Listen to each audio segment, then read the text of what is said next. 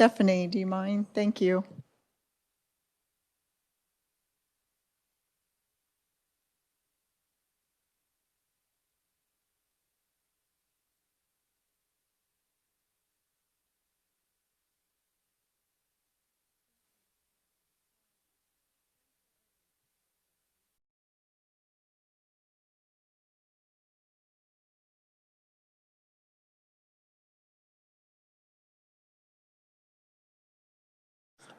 I'm sorry. Okay, I'll start over. Thank you, Madam Chair. House Bill 2408 provides that leased ground owned by a county recognized community land trust shall be considered as a factor when determining fair market value. KSA 79-503A provides appraisers with factors in addition to sales when determining the value of a property. The list of additional factors are to be used in connection with cost, income, and other factors when determining the fair market value. House Bill 2408 adds an additional factor that to be considered when determining fair market value. Pursuant to the bill, appraisers would need to consider when appraising property if such property has restrictions or requirements imposed upon the use of real estate on leased ground owned by a community recognized or county recognized community land trust.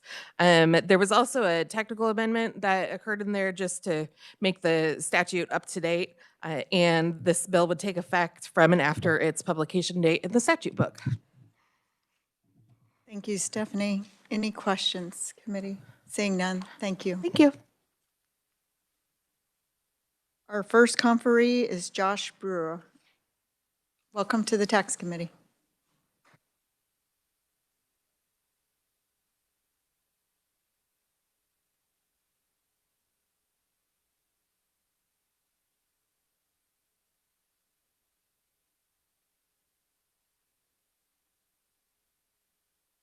I'm sorry. And I introduced this bill last session based on some feedback from our county appraiser. We started a community land trust program, which is essentially a tool that we can use to separate the real estate interest in the ground from the real estate interest in the improvements or the home. And it's one of the most effective tools that we have to create and preserve long-term affordability. And in doing that, we just want to make sure that we don't create undue tax burden on that homeowner and also don't create any issues for our friends at the county. And with that, I'll stand for any questions. Thank you. Committee, any questions? Seeing none, thank you. Thank you. Katie Killen, welcome to the Tax Committee. Thank you, Madam Chair and members of the Tax Committee. My name is Katie Killen. I am the co-chair of the Habitat for Humanity of Kansas Advocacy Committee, and so we work with all of the affiliates across Kansas and also the advocacy director over at Habitat for Humanity of Kansas City. My colleague Josh Brewer really outlined where this issue came up for his affiliate, and we have worked with the other community land trusts across the state of Kansas. They have also provided testimony. I would just hit on three main points outside of the testimony that you have of my written. Is one, this is a critical stepping stone what community land trust provides for those who are trying to become a full-blown homeowner between rental and then a full open market home ownership. So this way that they are able to have home ownership opportunity and be able to start saving equity. The other two key things I would point out are that this is a really good stewardship model. Not only is it good to, the CLTs provide a long-term accountability for the properties that are inside of it, but it also recycles subsidies from our philanthropic. Those foundations also are folks who bring us donations and also any community subsidy to be able to recycle that over and over again and not go and ask for another one.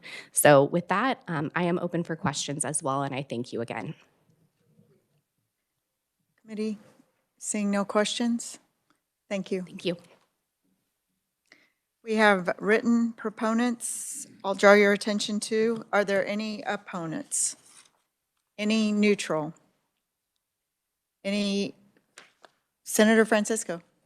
Thank you, Madam Chair. I just wanted to note that we do have you mentioned the written proponent testimony, and I think a very good letter comes from tenants to homeowners in Lawrence, Kansas, that has had some experience with this, and I think does a good job of laying out the issue, so. Thank you, Senator. Anyone else like to testify? Seeing none, we'll close the hearing on 2408 and open the hearing on 2712. Thanks, Amelia.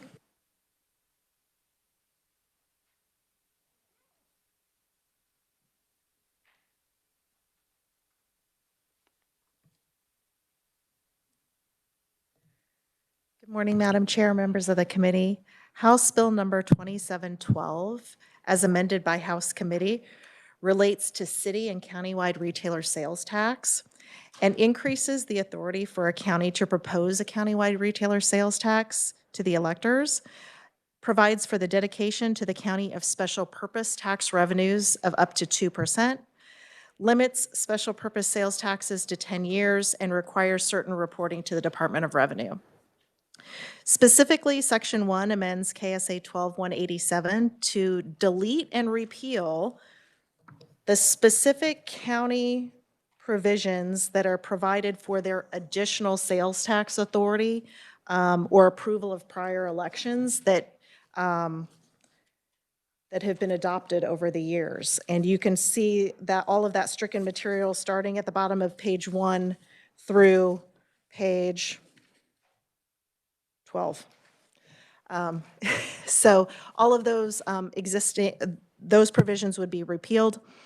However, the bill does retain those current tax levies under those provisions for both the special purpose city retailer sales tax or for the special purpose countywide retailer sales taxes that were in effect on July 1st of 2026. So with the effective date of the bill, those who were those counties that were imposing a sales tax pursuant to those removed provisions could continue to levy the tax until a certain time frame. And the bill provides that those taxes could remain in effect until the latter of the paying off of any bonds that were financed with proceeds of the retailer sales tax, if such bond obligations existed on July 1st of 2026.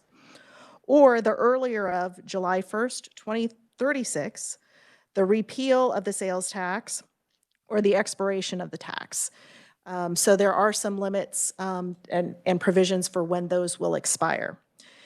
The bill also adds, in this section, adds a provision that as part of the general administrative process of cities and counties holding an election and having the authority to levy a sales tax, that the county clerk is required to forward any successful ballot proposition to the Department of Revenue within 30 days after certification of the election results.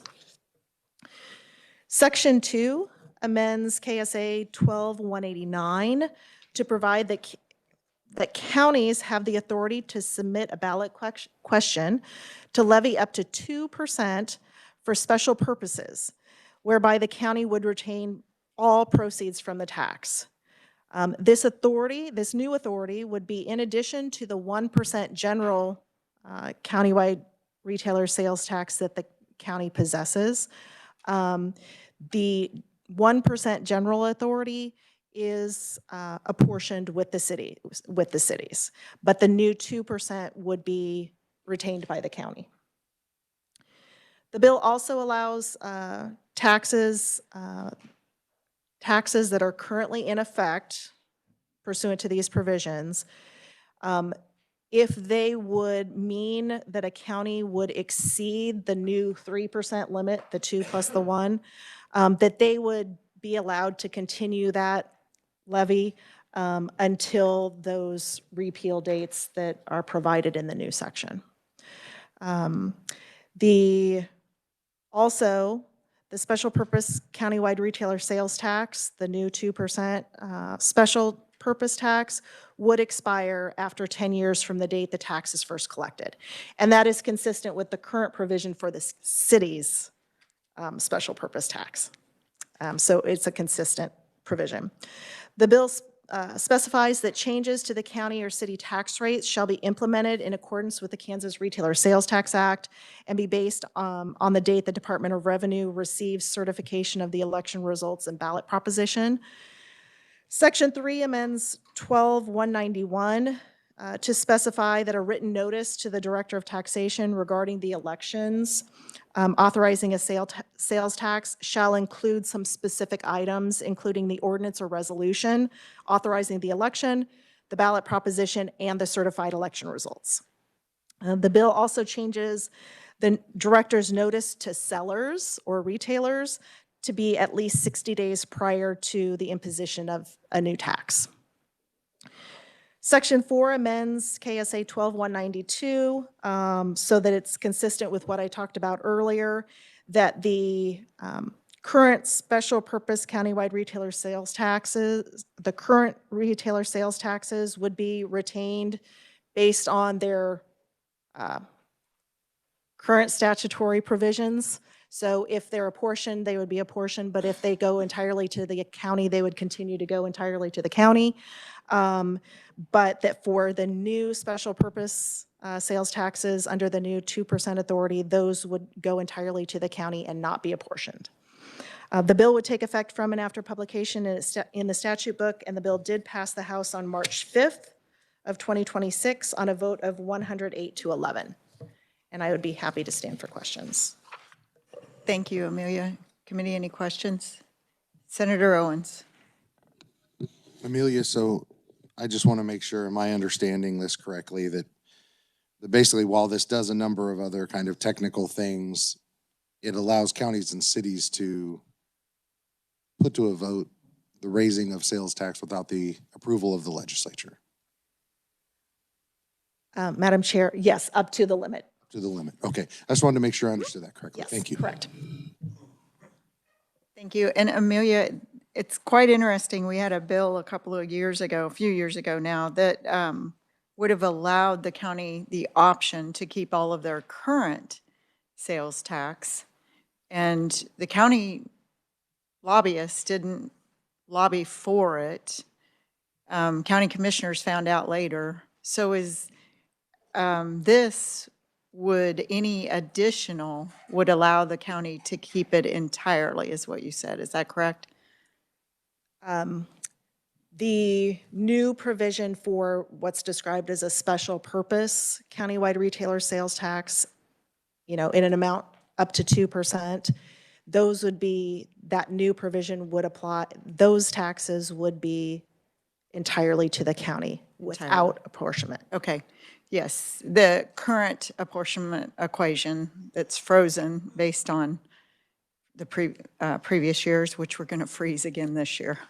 But I will point out that the general tax authority that the county has of up to 1% would still be subject to the apportionment provisions with the cities. Okay, they did not change that. That was not changed, correct. Okay, great. Committee, any other questions? Senator Schallenberger. Oh, okay. Okay, thank you. Committee, it may be for her. There's no proponents. I think that's interesting. We do have written proponent testimony. Committee, I'll draw your attention to. Anybody would like to speak to the bill as a proponent? Any opponents? Any neutral? Senator, did you want to ask your question of research or? No, thank you. Okay, thank you. We're going to close the hearing then on 2712. Committee will open the hearing on 2642.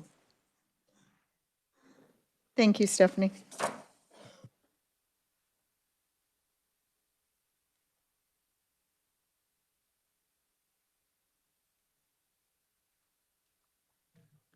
Thank you, Madam Chair. House Bill 2642 pertains to KSA 2025 SUP 79-32117, which outlines the types of income that the state of Kansas adds to or subtracts from federal adjusted gross income when determining an individual's adjusted gross income under Kansas income tax laws. The bill removes a reference to global intangible low taxed income, which was previously in previously provided for under the Federal Internal Revenue Code. But changes to the federal code have rendered the reference obsolete, even though the statute still remains. This bill would take effect from and after its publication in the statute book. Thank you. Any questions, committee? Seeing none, thank you, Stephanie. Are there any proponents? Great. Welcome to the tax committee. We didn't have any listed. John Federico literally leaned over and says, "How you doing?" It's like, well, wait, this is a bill we supported. Yeah. Not great, a little behind. Madam Chair, I did not see this on the calendar. I apologize. We did support this bill on the House side, and I'll get written comments. I have them ready. I can have them submitted and prepared for you guys. This is a cleanup bill from the decoupling effort that passed in 2021. Guilty, if we didn't specifically reference guilty in statute and we reference the IRS code, this bill wouldn't be needed. But since we reference guilty, global intangible low tax income, we have to update this statute. So it is a decoupling provision because of the big, beautiful bill that passed July 4th, 2025. So that's what this bill is in response to. I think it was placed on the consent calendar and passed unanimously through the House. So Madam Chair, I apologize. I will get written comments emailed over to John right away. So sorry about that, and doing great. So happy Friday, and yeah, at least it's March. So happy to answer any questions. And no problem. I just expand on your history a little bit. There was a reason that we referred to guilty in that legislation. There was, yes. Yes, So, there was. Yeah, it was intentional. Senator Francisco. Thank you, Madam Chair.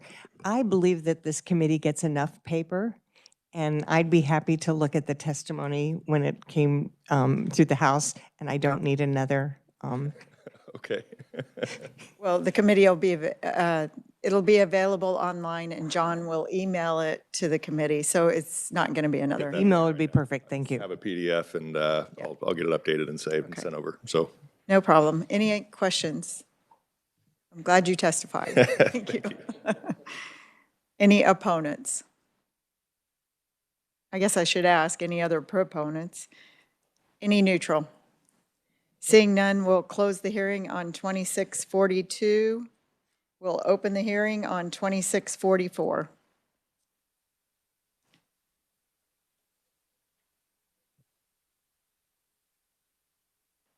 Thank you.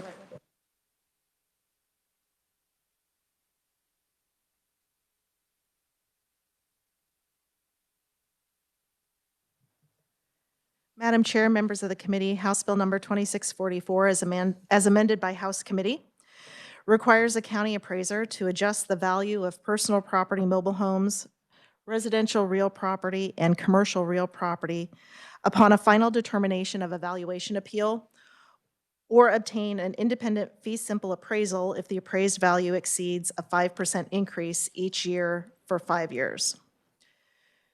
It's a little hard to explain, so we're going to start with the bill is amending KSA 79-1460. The current law, the current provision, one of the current provisions in this statute provides that for commercial real property, if the valuation was reduced pursuant to a final determination in the appeals process, for the next 2 following years, the county appraiser shall review the computer-assisted mass appraisal of the property, and if the valuation in any of those 2 years exceeds the previous year by more than 5%, excluding new construction, changes in use, or change in classification, if those things happen, the county appraiser shall either adjust the valuation of the property based on the information provided in the prior appeal, or order an independent fee simple appraisal of the property to be performed by a Kansas certified real property appraiser. What this bill does is that for final determinations that are made in the evaluation appeals process, made after January 1st of 2026, The bill adds residential real property and personal property mobile homes that are used for residential purposes to this provision. So the county appraiser would need to be aware and taking these actions in the years following a successful appeal for those properties as well. Additionally, the bill extends the 2-year provision, part of that provision, to 5 years. So for 5 years, the county appraiser needs to be following this provision. The bill would take effect from and after publication in the statute book, and the bill passed the House on March 4th on a vote of 119-0. And I would be happy to stand for questions. Thank you, Amelia. Any questions? I do have a question, but it's a little bit off this. So we had legislation a few years ago that when you appealed your property and was successful, the valuation couldn't increase for 2 years. It got thrown out in court. Is that correct, or? That was the predecessor language to this provision. This provision was adopted after The court that case. court case. Okay. I can't tell you the exact years. I don't have it I in don't front of need me. that. I But this just want the this committee was to be it. aware. This came about after the previous provision was found unconstitutional. Okay. I just wanted the committee to be aware, so they have some history of where we're looking here. So, any other questions, committee? Seeing none, thank you. Are there any proponents? Any opponents? Any neutral? We'll close the hearing on 2644 and open the hearing on 534. No.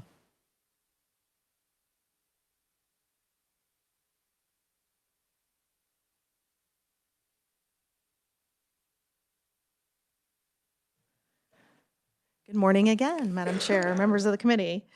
Senate Bill number 534 relates to taxation and would do a few things. First, it would impose a nameplate capacity tax and a production tax upon certain wind farms and solar facilities, and credit those revenues to the Property Tax Relief Fund. The bill would also create the Property Tax Relief Fund and transfer monies from such fund to the State School District Finance Fund, and it would decrease the statewide property tax levy for schools. Specifically relating to the nameplate capacity tax and the production tax, Section 1 provides definitions for those taxes. And for your understanding of kind of what this does, renewable energy facility, as that term is used in these new provisions, mean any wind farm or solar facility. And then wind farm and solar facility are also defined within the bill. A solar facility means all real or personal property used or constructed for the purpose of producing electricity for commercial purposes, utilizing solar radiation as an energy source, and with a nameplate capacity of at least 5,000 kilowatts. The definition for a wind farm means all real or personal property used or constructed for the purpose of producing electricity for commercial purposes, utilizing wind as the energy source with a nameplate capacity also of at least 5,000 kilowatts. Section 2 of the bill would impose an annual excise tax for the privilege of constructing and operating a renewable energy facility for commercial purposes in this state, and the tax would be in an amount equal to $4 per kilowatt multiplied by the nameplate capacity of the renewable energy facility. The tax would be imposed beginning the first calendar year that the renewable energy facility generates gross receipts, and would be prorated for that first calendar year and upon decommissioning. Section 3 would impose an annual excise tax upon the production of electricity in this state using a renewable energy facility in an amount equal to 0.001 cent, or $1, I guess, 1/1000th of a dollar per kilowatt hour of electricity produced by the renewable energy facility during the calendar year. These new taxes would apply to all taxable years commencing after December 31st of 2026. So it would be tax year 2027 they would start and be due on or before February 1st of the following calendar year. Tax payments would be made to the Director of Taxation and be accompanied by a return upon forms prescribed by the Director. The administration and enforcement and collection would be in a manner similar to the income tax. And the Director would remit all monies collected to the State Treasurer to be credited to the Property Tax Relief Fund. Then Section 4 creates the Property Tax Relief Fund. All expenditures from the fund shall be for the purposes of the State School District Finance Fund and reductions in the property tax levied by school districts pursuant to KSA 725142, which is the 20 mil statewide levy. The Director of Accounts and Reports would transfer all monies in the Property Tax Relief Fund to the State School District Finance Fund on or before the 15th day of each month. And then Section 5 would amend KSA 725142 to continue the statewide property tax levy for schools for the next 2 school years, which would be 2027 and the school year 2027-28 and the school year 28-29 at a rate of 19.5 mils. And the bill would take effect from and after publication in the statute book, and I would be happy to stand for questions. Committee, any questions? Senator Owens. Thank you, Madam Chair. Being not overly familiar with the taxation on electricity production, do we tax other electrical production methods in the state of Kansas?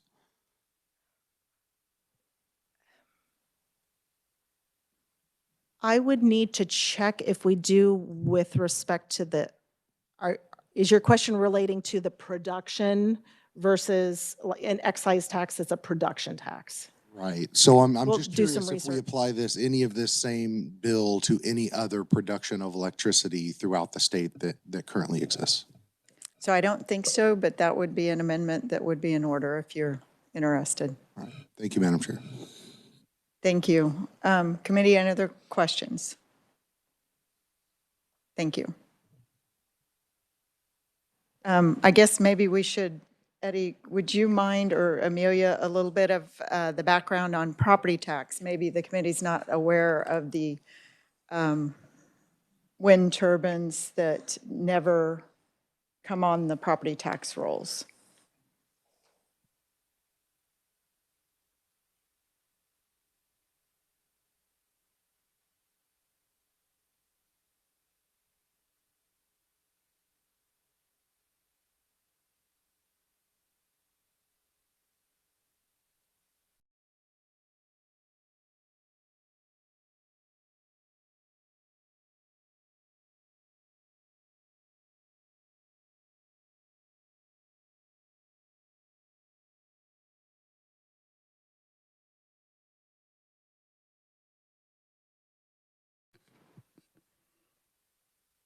Madam Chair, okay, relating to property tax, which is a different topic than we were talking about. So with respect to property tax, beginning with tax year 1999, there is a statutory exemption for property that is used to produce and generate electricity utilizing renewable energy resources or technologies in the state of Kansas.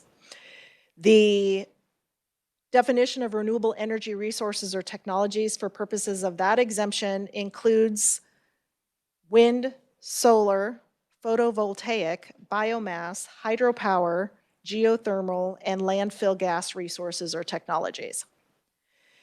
In, I believe, the 2015 session, I'm looking at the history, the 2015 session, there was an amendment to that exemption that provided that for these types of properties, beginning after December 31st of 2016, so after December 31st of 2016, if these properties file their application for exemption or receive their conditional use permit after that date, their exemption under this provision would be limited to 10 years.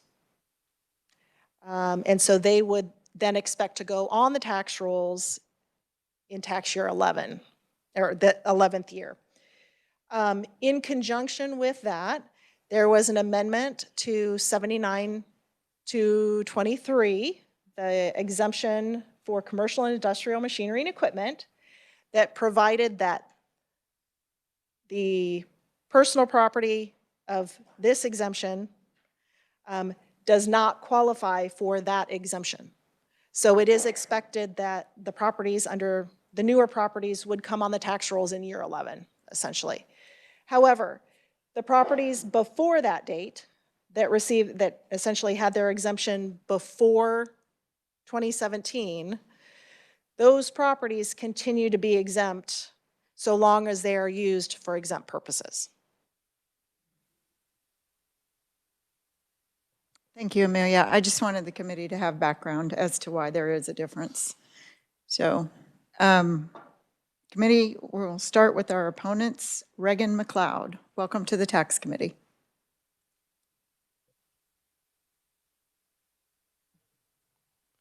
Thank you, Madam Chair, members of the committee. I can be fairly brief. Reagan McLeod with Kansas Electric Cooperatives, representing 29 electric co-ops with service territory within the state of Kansas. I don't get to testify in front of this committee very often, but I think that our opposition is pretty simple. The issue is that we see this not as a property tax burden reduction, but more as a shift. You will pay more on your electric bill, but less on your property tax bill. I think that this is articulated in new Section 2 with the $4 per kilowatt hour tax, new Section 3 with the 0.001 per kilowatt hour generation tax kicking in 2027, articulated in Sections 2 and 3E. These all flow into the new property tax fund. And I don't think that our opposition to that is because we want to, maintain the property tax burden that rural Kansans are currently facing. We certainly understand that. However, we see this as rural Kansas ending up just shifting line items between their monthly expenses, between their electricity bill and what they'll eventually pay on their property taxes. So in closing, and just for the sake of time, Madam Chairman, I will wrap up there, and I'm happy to answer questions at any point. Thank you, Reagan. Committee, any questions? Senator Owens. Thank you, Madam Chair, and I'm sorry I'm the one asking all the questions. I'm particularly interested in this. So Reagan, how much of the wind energy and solar energy that is produced in Kansas stays in Kansas and would then be passed on to the consumer? And how would you even track that? Or are you just arbitrarily saying that these manufacturers are going to pass that tax through you to us, even if this energy goes out of state?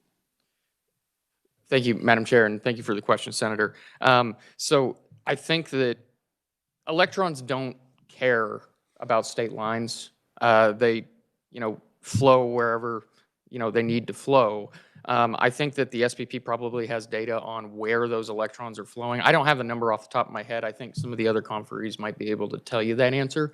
But in terms of, the question of arbitrarily passing it on, I think that the generation tax, that's certainly not occurring in other states. So even if it is going out, if the electrons do flow outside of the state, we're paying a tax on it then at that point. So I wouldn't say it's an arbitrary, just we're point blank opposed to, any kind of taxes on electricity generation. We can have that conversation, I think, a little bit more deep later. But to answer your question, I hopefully that's not a non-answer, but I think that some of the other conferees might have a better percentage number that could. I would open that up to any conferees that speak in opposition, because I'd really like to understand. Obviously, the wires that are built determine the flow of electrons. It's not like they just find their way where they need to go. So somebody is directing where that electricity ultimately goes. I realize that it goes into the grid as part of the Southwest Power Pool. However, thank you. Thank you. Senator Schallenberger. Thanks for being here, and this may be for another conference too, but I thought I heard you say no other state charges this tax. Did I hear you say that? I should, if I said no, and thank you, Madam Chair, for the question, Senator. If I said no other state, I don't know, but I know that, not every state. Okay, we'll wait. Thank you very much. I appreciate it. So, and this is actually modeled after South Dakota, Wyoming, Nebraska. We looked at several states, so thank you. Any other questions? Senator Peck. Thank you, Madam Chairman. Mr. McLeod, the KECs, do they have a significant portion of their electricity that they provide generated by renewable sources?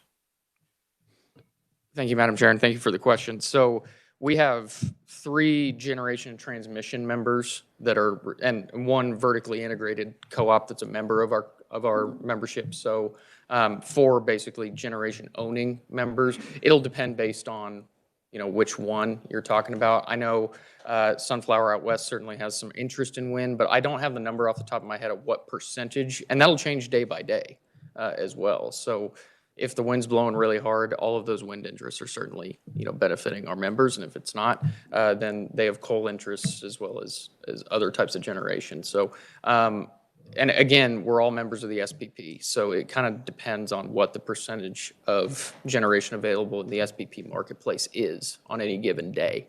But in terms of actual owned generation, I can look into that and get that back to you. But it again depends on kind of the day because of the SPP membership side of things. I guess I was under the impression that the KEC does not have that much energy produced from renewable sources, but we'll see, Madam Chairman, if Mr. McLeod. Sure. And I can follow that up with you. Would you please send it to John? Sure. Thank you. Any other questions? Thank you, committee. Thank you, Reagan. So committee, we're going to have to speed things up a little bit here. Eric Stafford, our next conferee, because we like to get to the other conferees. Thanks, Eric. I appreciate it. Yeah, thank you, Madam Chair. Eric Stafford with the Kansas Chamber, and I'll just be real quick. Our members are very sensitive to electricity rates. We have been very engaged in that space in the Utilities Committee over the last few years, and so anything that's going to raise electricity rates, we are concerned about. And I think even to do so to lower property taxes, it's just simply a cost shift. It's not going to save anybody any money.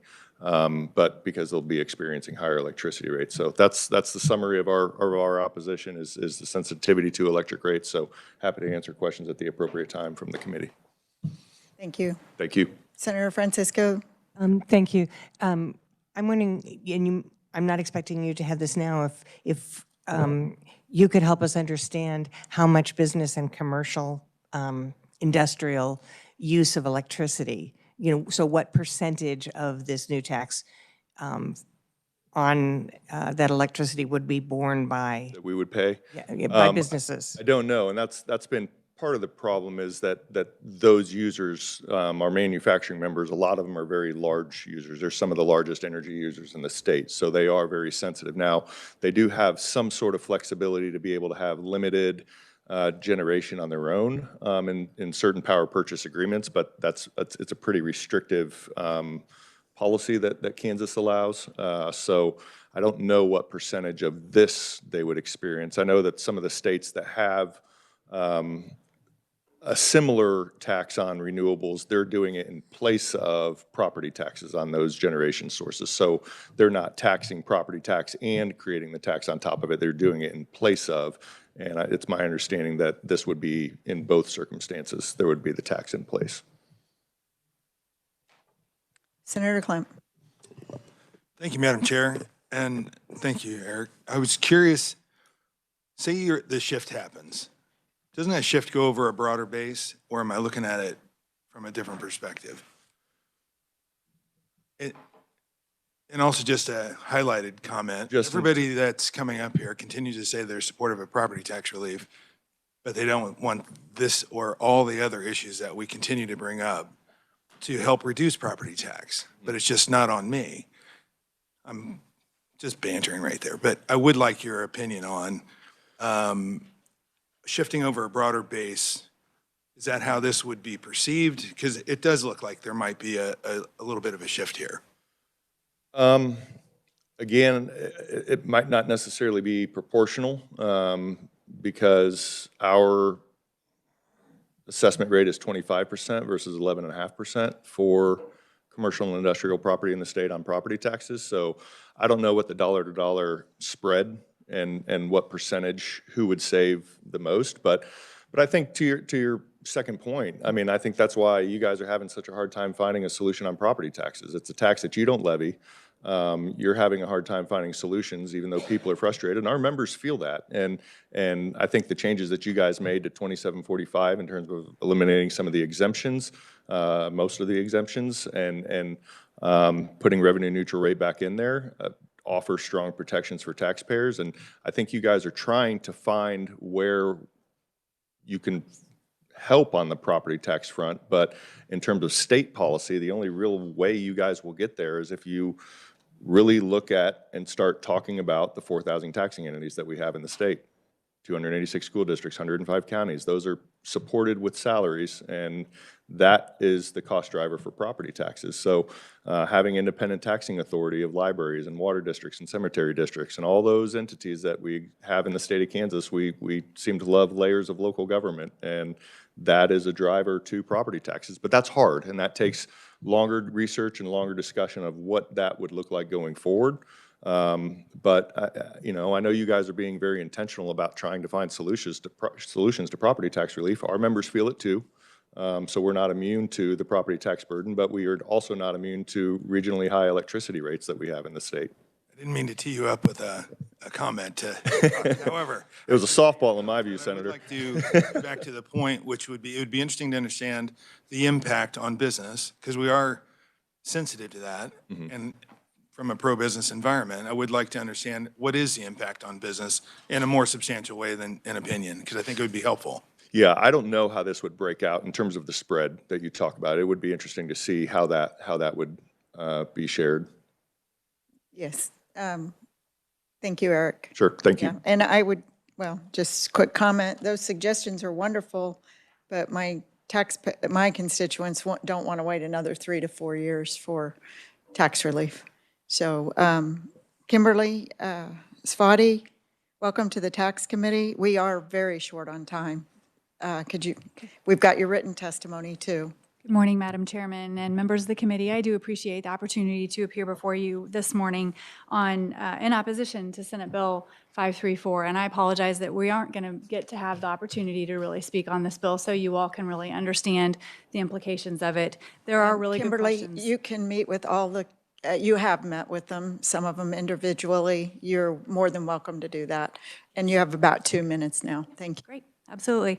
So first of all, we do stand in opposition to Senate Bill 534, and we need to understand that there are, taxes are not levied on any other form of electric generation in the state of Kansas. That's been the policy of the state of Kansas for a number of years. This would create an exception and single out wind and solar. This is also a retroactive tax. So if we were talking about just taxing wind and solar going forward so we could build those costs into our power purchase agreements, then that's one conversation. That's not the conversation we're having here today. We are looking at a retroactive tax on 50 existing wind farms in the state of Kansas that have signed 20-year power purchase agreements. They are fixed rates. There is no way to flow through that cost to anyone else other than straight to the ratepayers. When a utility files electric rate case in the state of Kansas, whether it's for $2 million or $20 million or $80 million, they go through a 9-month deliberative quasi-judicial process where there are evidentiary hearings and testimony is provided. This would be the single largest rate case in the state of Kansas's history because we would be flowing through $80 to $100 million every single year in new revenue, leaving the counties, abrogating the existing donation agreements that already exist with the counties that provide somewhere between $32 million per year in existing state and local taxes and donation agreements, as well as impacting the $71.7 million in annual lease payments that go to our landowners. So that is the nut of this bill, is that we are talking about a very expensive retroactive 2 new taxes that are out of line with the 3 existing states that already have taxes on wind and solar, and that would be Nebraska, which has a nameplate capacity tax but no property tax. South Dakota, which has a combination nameplate and capacity and does not have a property tax. And then Wyoming, which does have a property tax and has a production tax, but also the other difference, key difference, is that those states have cost-sharing agreements with those local units of government. So the money that is collected via those taxes, which was not done retroactively, but the money is shared between local government and the state. And in this bill, all of the money would go to the state and deprive the local governments, the host communities, of that revenue. So there is a lot more to talk about. We can spend time talking about the businesses, the universities, the local governments. All of you have municipally owned utilities. Almost all of you have municipally owned electric utilities in your state, all of whom would receive immediate cost increases due to the taxes imposed. And those cost increases would be going forward every single year. I can provide information about the electric co-ops, the municipal utilities and Evergy, and how much energy all of those are contracted for, as well as the corporate entities that buy Kansas Wind and Solar. When I had one of our entities read this bill and they said, wait, hold on, you're imposing taxes, the state is imposing taxes on our lowest cost form of electric generation? That's just a tax increase.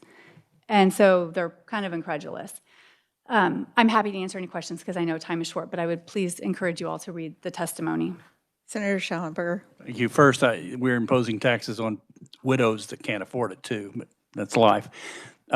So in the Southwest Power Pool, is Nebraska the only state that has some kind of nameplate tax? So Nebraska is an SPP, and Nebraska does have a nameplate tax, and South Dakota is an SPP, and South Dakota, I believe, does not have that nameplate tax. Actually, they they have have a tax. nameplate and production. Sorry, they have a nameplate. They do not provide property tax, and they have. Again, there's a difference between. Okay, yeah. So there are states in the Southwest Power Pool that have them. So in essence, if the theory is if you impose the tax, the ratepayers are going to pay it. We are now paying because North Dakota has added it and South Dakota has whoever, Nebraska has added it. Is that the Yes, theory that you're? That is a correct theory. And I will say when those states imposed their taxes, they imposed it much earlier in the life cycle of the development of wind and solar in their states. So these were not projects, this was not an industry that was long-standing in their states. These were new industries, and so the industries could adapt. And I will say also that those states have about a third of the amount of production that the state of Kansas has, which I think is a reflection of the fact that, you know, we're always in competition for where to build projects. The resource is largely the same between the Dakotas and all the way down into Texas. We're called the Saudi Arabia of wind for a reason, and solar. And so the market prices, they matter. And you don't see a lot of new wind, you don't see any new solar being developed in many of those states. But you see a lot of resource development occurring in Texas and Oklahoma where these taxes do not exist. So again, if we were talking prospective. Okay, I know we're limited on time. I think you're missing something here, and that is that most counties don't want to see this stuff. I'm not being anti-wind or solar, but I have 3 counties, and they're all passing moratoriums and zoning as fast as they can. They love taxing it. So you've got a little political problem, I think. Thank you, Mr. Chairman. Any other questions? Seeing none, thank you, Kimberly. And thank you for, you covered a lot of material well. I would ask you to look at Chinook, Kansas. They got rid of all of their mill levy and implemented a tax on energy utilities, and it's working well. So committee, I'm going to turn to the proponents. We have Dennis Hedke online. Dennis, we are short on time. I apologize. But welcome to the tax committee. Well, thank you, Madam Chair and members of the committee. I appreciate the opportunity to share my perspective on what we might be able to do to not only shift some of the property tax burdens, but properly assess the range of opportunities that other states, as has been pointed out, have experienced with the nameplate capacity taxes and the production taxes that they've enacted. And I've not heard anything from the citizens of Nebraska, Wyoming, or South Dakota that they're strongly objecting to these changes that we are proposing here in Kansas. I think that the wind industry, in particular in Kansas, has had great benefits associated with their development, property tax abatements, and other factors that have not treated them as fairly as they could have been treated. As I pointed out in my written testimony, the Kansas oil and gas industry contributes about $38 million a year on their tax conditions, and that is somewhat similar to what we are proposing here for wind and solar to participate in an environment of taxation that I believe is overdue and has been avoided inappropriately for many years. And so I think that there's justification for us to move in this new direction and offer citizens of Kansas some relief that they've not been able to be exposed to in the property tax area and other areas. So I'll leave it at that. Thank you, Dennis. Committee, any questions? Senator Francisco. Thank you, and appreciate your comments. So aren't we giving some of this same property tax relief to like oil pipelines for 10 years? So this is not, what wind is getting is not necessarily out of the ordinary for utilities? Oil and gas has a severance tax. I'm sorry, Dennis, would you like to address that? Well, yes, the number I cited was related just to severance tax in Kansas, oil and gas severance tax, $38 million, 4.33% for every barrel of oil produced and every MCF gas produced. So we have on top of that ad valorem taxes that we do pay. That's not cited in what I've given you for my written testimony. And the ad valorem taxes in counties vary from anywhere from I'm speaking off the top of my head, probably an average of anywhere from 10%, maybe as high as 15%.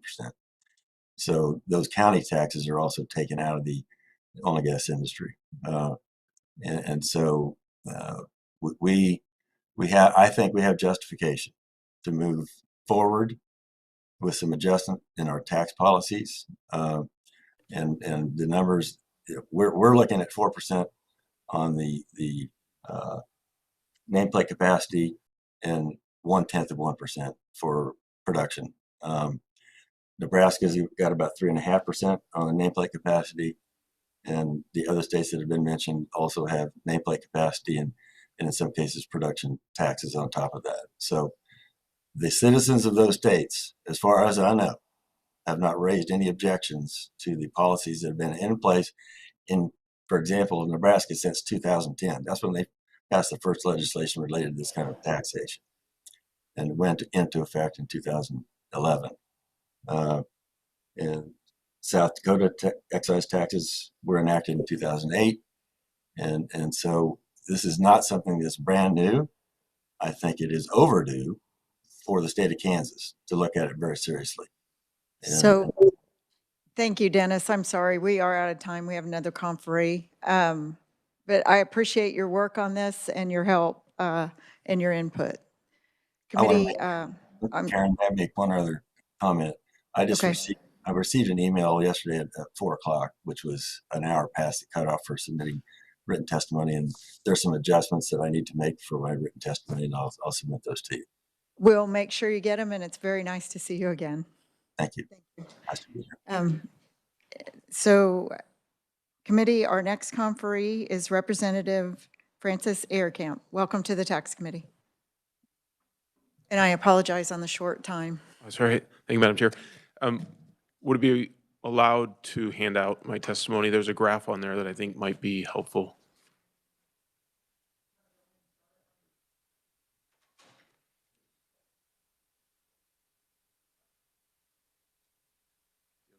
All right. Thank you, Madam Chair. Sorry for being late with the testimony. I saw the bill on your agenda earlier this week, and what caught my eye wasn't the electrical tax part of the bill. It was more the mechanism of creating the tax relief, property tax relief fund, and using that fund to buy down the 20 mills.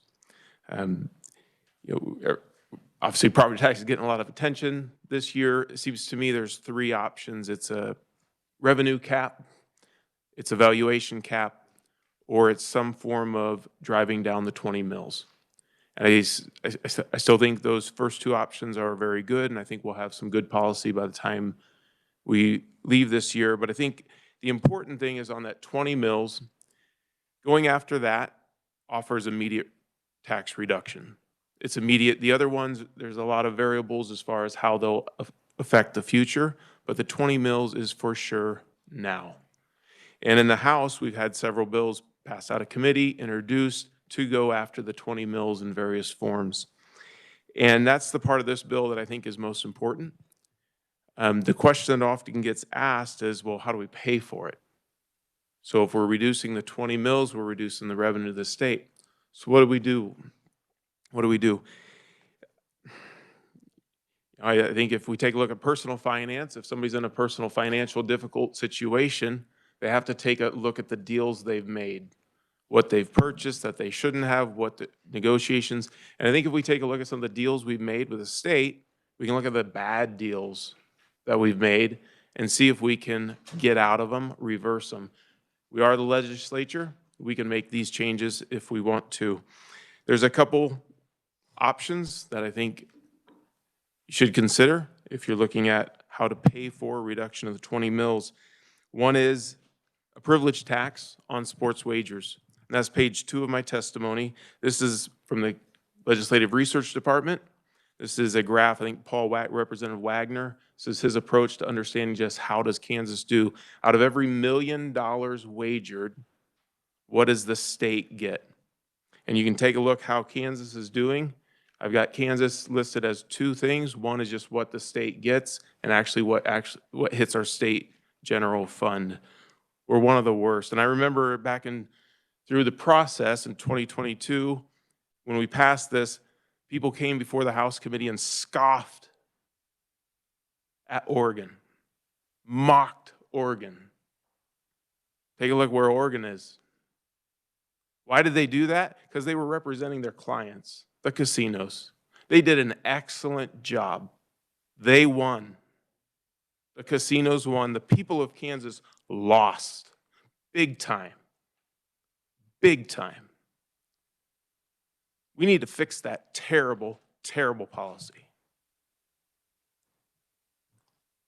We have an opportunity, but it's going to take a lot of guts because they hired an army of lobbyists to beat the people of Kansas. It's going to take a lot of guts, but I think that's a wonderful opportunity to pay for. We also have the iLottery. There are certain games that can get a sales tax. I think that's a great opportunity as well.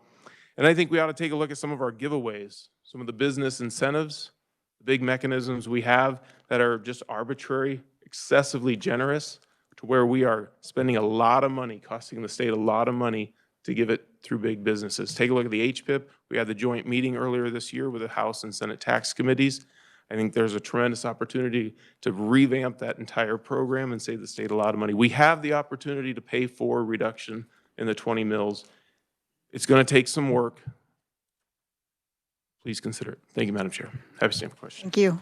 Committee, any questions? Senator Francisco. Thank you, Madam Chair. So I know your focus is on the 20 mills, and I'm trying to remember back, but I thought some of the intent of that 20 mills, and we're getting this back to electricity, is so that at Wolf Creek, we would be collecting a fair amount from that county on property tax. So that's what enables the state to do school finance in a more, I thought, fair and equal manner than letting a county that has that kind of an investment get away with not paying taxes. So They pay taxes. I'm sorry, Senator, but I think my constituents would argue that they do pay taxes. So, thank you. Representative, thank you. It's a good point, though. There's a balancing aspect of the 20 mills, and no tax policy is perfect. And, does it drive the 20 mills all the way down? We have a couple bills on the House side that just drive it down to 15 mills, and then it stops at 15 mills. So can we do a pay down to 15 mills and stop it? At the end of the day, what are we doing for the people of Kansas? We're reducing their state 20 mills by 25%. That's a pretty big step on the behalf of the state to say we are lowering your state portion of the property taxes by 25%. I think anybody at the door, a homeowner, if we tell them that, a business owner, if we tell them that, I think they'd be very appreciative. Any other? Senator Owen. Thank you, Madam Chair. And Representative Auerkamp, thank you for being here. You were right. Your testimony that night on the floor was one of the most compelling floor speeches that I had heard in the House in my 6 years there. And you were so spot on that night when you talked about how we were selling ourselves short, and all of the data has proven it. So you're right, and thank you for continuing to raise awareness of what happened with that sports wagering bill. Committee, any other questions? Okay, thank you. Committee, we're out of time. We do have written testimony that I want to turn your attention to, and I'm going to close the hearing on Senate Bill 534. Monday, I have added a short hearing to the agenda, and we will be working legislation Monday and Tuesday on bills previously heard. I will try to get you a list this weekend, so check your email by Sunday evening. Any other business to be brought before the committee? Seeing none, we're adjourned. Thank you.